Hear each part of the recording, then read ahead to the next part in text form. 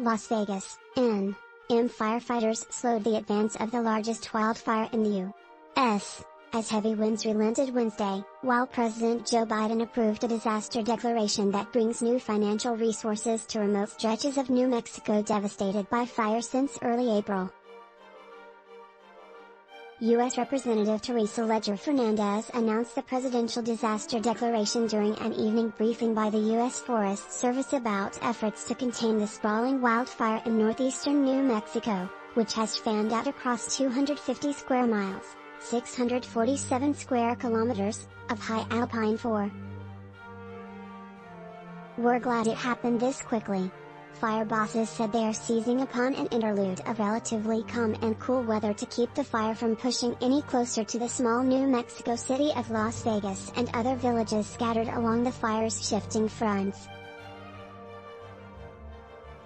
Airplanes and helicopters dropped slurries of red fire retardant from the sky, as ground crews cleared timber and brush to starve the fire along crucial fronts.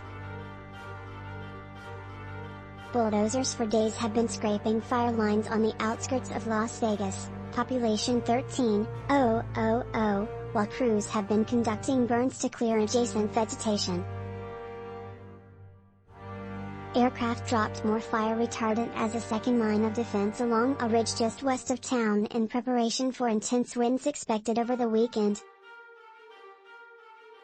An estimated 500 homes in outlying areas and in the valleys of the Sangre de Cristo Mountains that border Las Vegas have been affected by mandatory evacuations. The tally of homes destroyed by the fire stands around 170.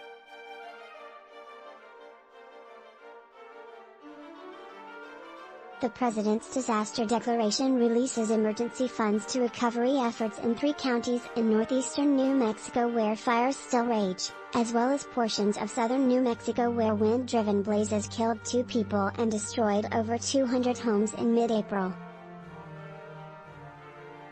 The aid includes grants for temporary housing and home repairs, low-cost loans to cover uninsured property losses and other relief programs for individuals and businesses, a statement from the White House said. Local law enforcement officials acknowledge the physical and emotional toll of prolonged evacuations. Las Vegas Police Chief Antonio Salazar said his officers would provide burglary patrols of evacuated areas and help maintain order at a local Walmart as people line up to purchase supplies.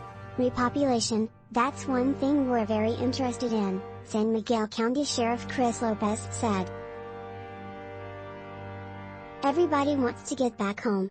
Dan Pearson, a fire behavior specialist with the federal government, said weather forecasters are anticipating 2 days of relatively light winds before the return of strong spring gales.